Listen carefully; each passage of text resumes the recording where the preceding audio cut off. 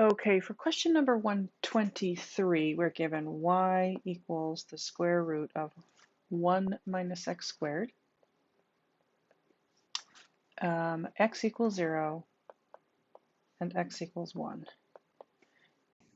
Okay, in questions 123 and 130, we're given that y equals 1 minus x squared, x equals 0, and x equals 1 are the sort of the bounds of the region that we're going to be working with. If I rewrite this equation by squaring both sides, I'm going to get y squared equals 1 minus x squared. And if I add x squared to both sides, I get x squared plus y squared equals 1. I could write that as 1 squared. And we can see that that's the formula, or that's the equation of a circle of radius 1. Okay, that's not a very good circle. Let me try one more time with my circle here. That's a little bit better. Okay, so that's a circle of radius 1. And that's coming from this first equation that I'm given to work with.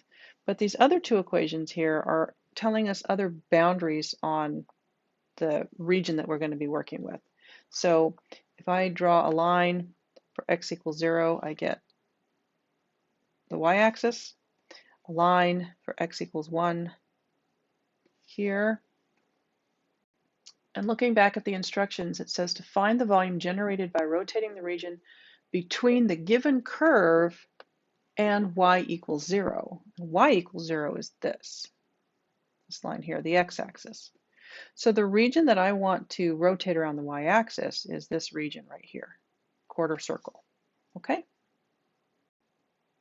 So to do that, I'm going to erase the parts of this diagram that I don't need anymore. I'll erase this extra line here. It's a little bit trivial that they even included that, but they did, so that's okay.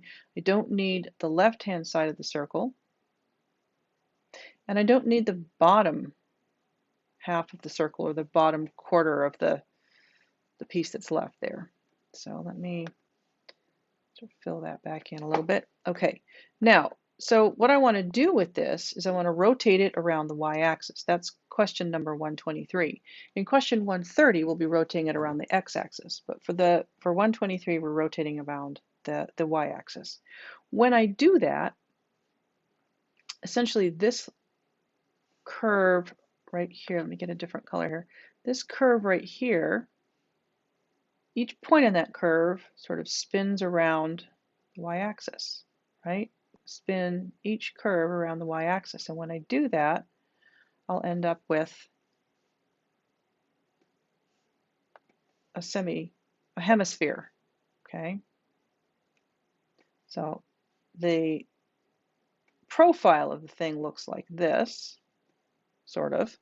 But in fact, if we could look at it from above, we'd see a series of circles. So for example, one circle looks like that, another circle there, another circle there. Those kind of match the circles I drew up here.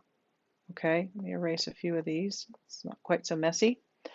And so that's the thing, the solid that I've been asked to find the volume of. Okay, let me just draw in kind of a representative base here so that we can see that it's not just a flat thing. It's not a two-dimensional object, but a three-dimensional object that we're finding the volume of. Now the other piece of this is that we're asked to do it by using shells. We're asked to find this volume using shells. And a shell in this case, because this hemisphere is oriented the way that it is, a shell has to look like this. Okay, if you draw this line right here, if you think of that line segment right there as being rotated around the y-axis, as the whole curve is rotated around the y-axis, then you end up with this shell. So because I'm rotating around the y-axis using shells, I'm taking a vertical line, a line parallel to the y-axis, and I'm spinning it around. If I were going to do this using discs, then I would take a horizontal line, and when you spin that around the y-axis, you get right? Because the whole line, not just this point is being rotated, but the whole line is being rotated. So you end up with this solid disk, okay?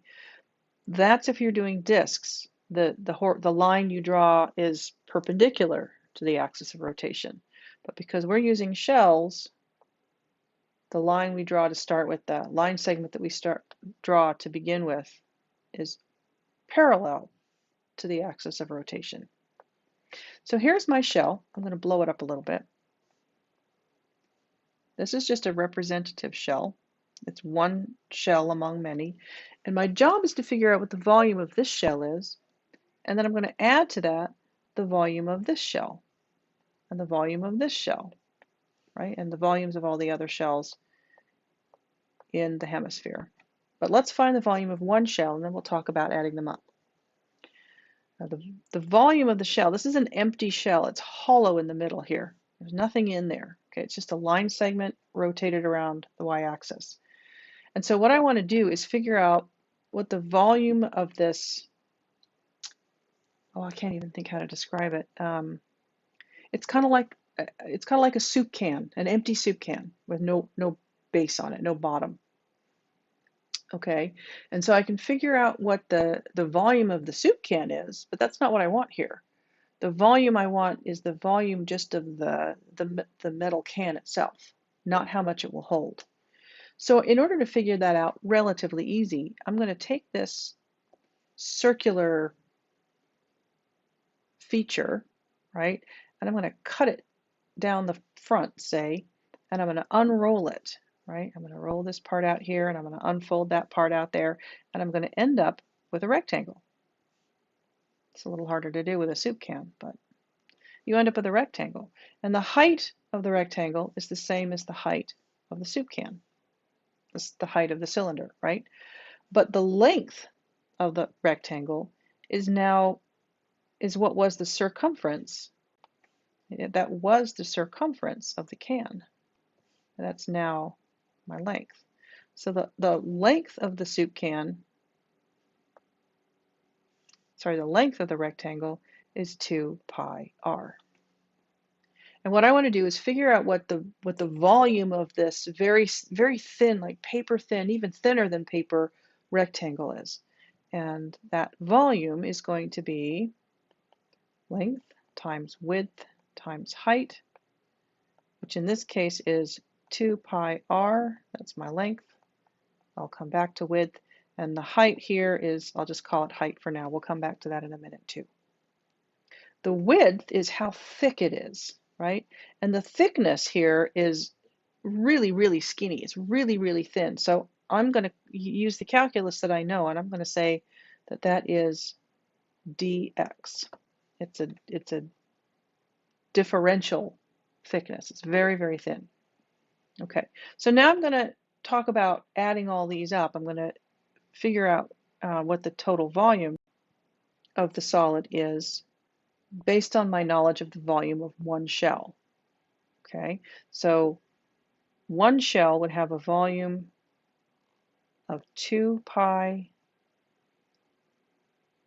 r times h times dx. And I want all of them, so I'm going to add them up, and we'll come back to our limits of integration as well. We'll talk about that in a minute. What is this h? Well, h, remember, is just the height of the rectangle, or the height of the can, and that comes from the line segment that we originally drew. In our particular case, the line segment starts at 0, and it goes up to this point right here. And this point is a point on the curve. And our curve is y equals 1 root of 1 minus x squared. So in general, I can write this as 2 pi r times f of x dx. But we know what our f of x is in this case. All right, so if this was a different shape of curve, I'd be using a different function for my h, but my h is f of x, right? If I pick the x value 1/2, right, this is a hemisphere of radius 1. It came from a semicircle or a quarter circle of radius 1. If I take the x value 1/2, it's going to spit out a y value of 1 minus 1/4 is 3/4, the root of 3 over 2. That's my y value at that x value. But remember that I need to do this for every x value, right? I'm going to be spinning this line segment around, but then I'm going to pick all the other line segments as well and rotate those around, and then I'll add up those, find the total of all of those volumes. Now, I'm not going to do that explicitly. I'm not literally going to do every single possible line segment. It would literally take forever, so there's no point in doing that. But what I can do is figure it out for one kind of generically, and then use that generic formula, if you will, to add up all the line segments as we go along, as the line segments move, so to speak. They're not really moving. We're just only picking one, and then we're going to apply it to all the others. So for a particular x, we're going to have a particular f of x. But right now, I'm only interested in figuring out what the what the formula is, if you will. So my integral is going to be 2 pi times r, and I'll come back to r in a minute, times f of x, which is the root of 1 minus x squared dx. Right, now to figure out what r is. Well, in this case, r is, and when I say r, I mean the radius of the shell, right? We found down here, we found that the length was equal to 2 pi r because it represented or was equivalent to the folded up version, still folded up version of our soup can, of our cylinder. And so the 2 pi r, the r represents the radius of the cylinder. Well, the radius of the cylinder here is whatever x I happen to be at for that particular cylinder, for that particular line segment. So my radius is x.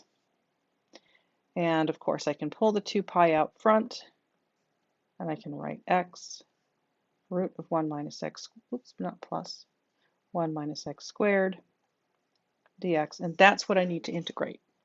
I don't have my limits of integration here yet, so let's do that next. Notice that the x that I've chosen here, this generic sort of representative x, is, as I've said, one of many, right? I need to do this volume finding exercise for this cylinder, but also the one generated from that line segment, the one from that line segment, and so on. So the x value here is only the x value that goes with the yellow cylinder. As I move along, I need to find one in here as well, right? As I move along, that x changes. And it changes from the point at which I have a cylinder of, get a different color here, a cylinder of radius 0 here, to a cylinder of radius 1 all the way out here. It's got a height of 0 at that point, but it has a radius of 1. And so that x value, the first one, the one that I have highlighted in pink right here, that's my generic one. But x is going to go from 0 out to 1. And then I'll stop, right? And there are two ways that I know that. One is that this is a hemisphere of radius 1, right? X squared plus y squared equals 1 is a circle of radius 1. And so the hemisphere that I have created has a radius of 1. But also they told us outright in the original problem that I was only going to go from x equals 0 to x equals 1. So that's another way I know this. That was kind of extraneous information in the instructions, but it's not bad to have the same information in more than one form. So now I have the integral that I need to evaluate, and that is 2 pi, the integral from 0 to 1 of x, root of 1 minus x squared dx. Now I've just rewritten that from below. I haven't actually done anything with it yet. And that's the setup for this problem. So if you're struggling with the setup, that's the piece you need to finish the problem. In this problem, my 2 pi has already been pulled out front, so I don't need to worry about that part. What I'm noticing here is that inside my square root, I have an x squared, and outside I have an x. And that tells me that I need to do a u substitution where u is equal to x squared. I'm going to leave some space. I'll come back and talk about that in a minute. And du is equal to, if u is equal to x squared, then du is going to be equal to 2x dx. Don't forget that dx. It's an important piece. Now, why just x squared? If I rewrite this now using this substitution, I'm going to get, notice that my du has to be 2x dx, and I don't have a 2 in here. I do, it's actually right here.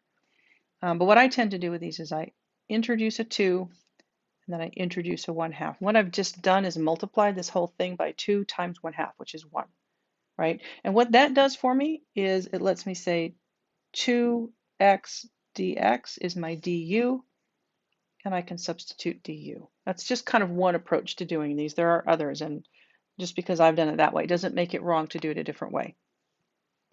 All right, I still have an integral here.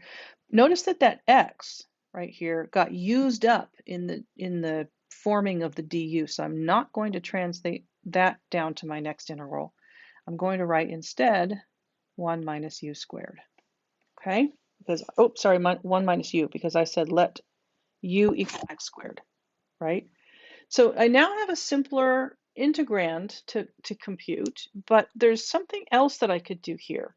Because I have a constant inside there near, sort of near the x squared, if you will, if I let u equal 1 minus x squared, if I pull that constant in, then notice that what happens is that my du just becomes negative 2x dx. The 1 just goes away completely, right?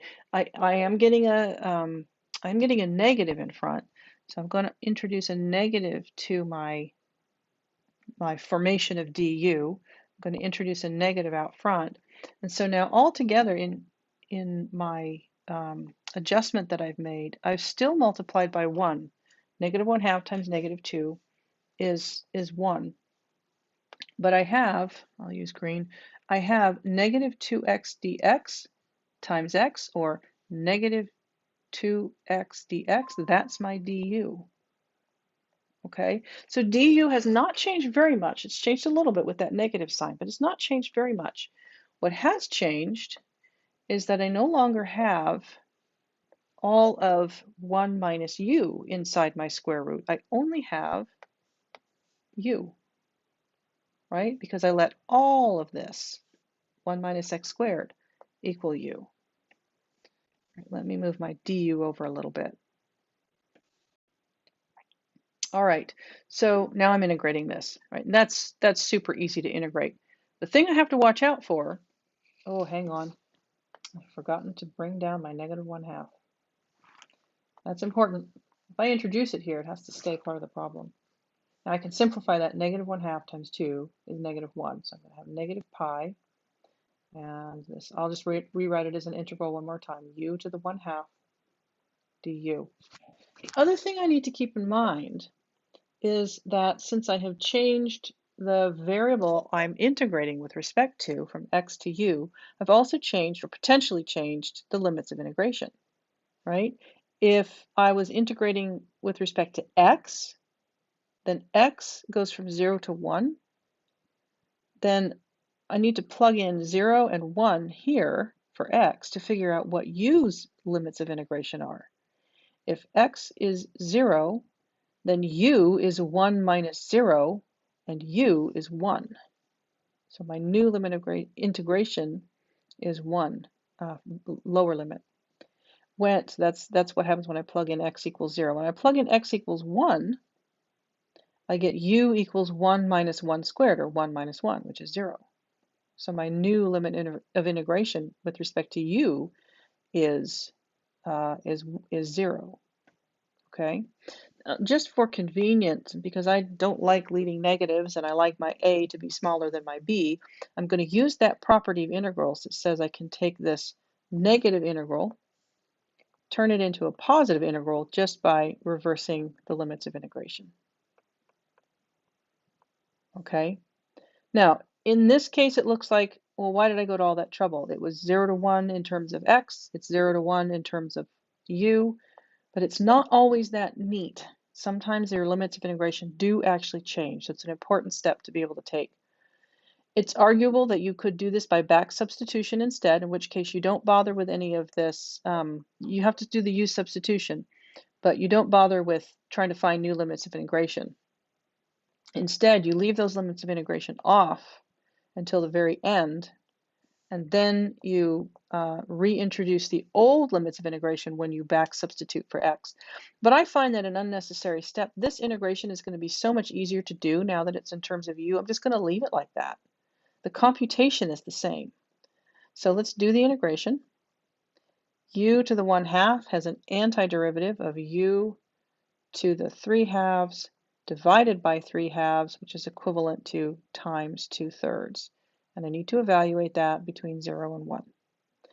Again, the 2/3 is a constant, so I'm just going to pull that out front. And I'm going to evaluate 1 to the 3/2 minus 0 to the 3/2. Well, that's obviously just 1. So my answer is 2 pi over 3. So what we've found so far is that the volume of a hemisphere is 2 pi over 3, assuming that the radius is 1. That 1 has come from here. Well, it's actually come from here because the radius of the hemisphere we started with is 1. All right. Now, just for fun, because I'm kind of weird this way, let's talk a little bit about the volume of a sphere. The formula we might have given you in geometry is that the volume of a sphere is 4/3 pi r cubed. Well, we can compute the volume of our the sphere from our problem just by plugging in the r equals 1, right? We've been told that it has a, well, kind of implicitly told that it has a radius of 1. So that gives us 4/3 pi times 1 cubed, or just times 1. So that's the volume of the sphere. But we were actually only finding the volume of a hemisphere. So what I need to do is divide all of these by 2, which is equivalent to multiplying by 1/2, and I get 4 pi over 6, which is 2 pi over 3. And that matches what we found by doing the calculus. The difference is that this formula has to have come from somewhere, and it comes from calculus, right? I can tell you what the formula is, but you don't get to understand why that formula is valid for the volume of a sphere unless you understand where it came from. Let me make one more point here, and that is that I have only done question number 123. I've not done number 130. The good news for you is that the setup is the same and the answer is the same, but you do have to make one adjustment. And here's what happens, and then I'll leave you to actually do the full setup and the computation yourself. In number 130, we're given the curve y equals the root of 1 minus x squared, which is what we have here. X equals 0 and x equals 1. So we're working with the same bounds in that sense. We're also asked to use y equals 0 as a bound, which is what we had here. So we have the same quarter circle as we did in number 123. So we're working with quarter circle. Right? Not an art teacher for a reason. We're working with that quarter circle, but this time we're rotating it about the x-axis, and that's the difference. So when I'm finished here, my volume is coming from a shape that looks something, let me try that again, something like this, right? So instead of having a hemisphere, the top half of a sphere, I have the right-hand side of the sphere. Now it still has a radius of 1, and it's still half of a sphere, so your answer is still going to be 2 pi over 3. The question is, how do you get there? I'll give you one hint, and that is that since we're still using shells, I need to make my line segment slice go this way. And then I'm going to rotate that line segment slice also around the x-axis. So my shell is going to look like a can on its side. All right. Everything else is the same. Again, with one exception, and that is that my height here, I'm calling it a height. It's not really a height. It's really the length of a side on its side, right? But I'll still call it the height. This is a value of the function. If I give you a y value, you're going to tell me what the x is. So this is a g of y function. Instead of f of x, we have g of y. So in this case, you have to work with um, the integral all has to be in terms of y instead of in terms of x. And that's because of the rotation being um, around the x-axis. Excuse me, shells, but around the x-axis. Okay, you have a horizontal representative slice, and the rest, the rotation is around the x-axis. So you have a little bit of work to do setting that up, but once you figure out what that function is, how to write that function in terms of y instead of terms of x, and you figure out what your radius is, I'll give you one more hint here. The radius is going to be that the length of that line segment. Remember that this shell is just one representative shell, but in general, it's the radius of the shell, so it's the distance from the x-axis up to the function, right? Figure out what that radius is, plug all of those into this sort of formula, if you will, and off you go, except that you'll be in terms of y instead of terms of x. Okay? Do let me know if you have any questions.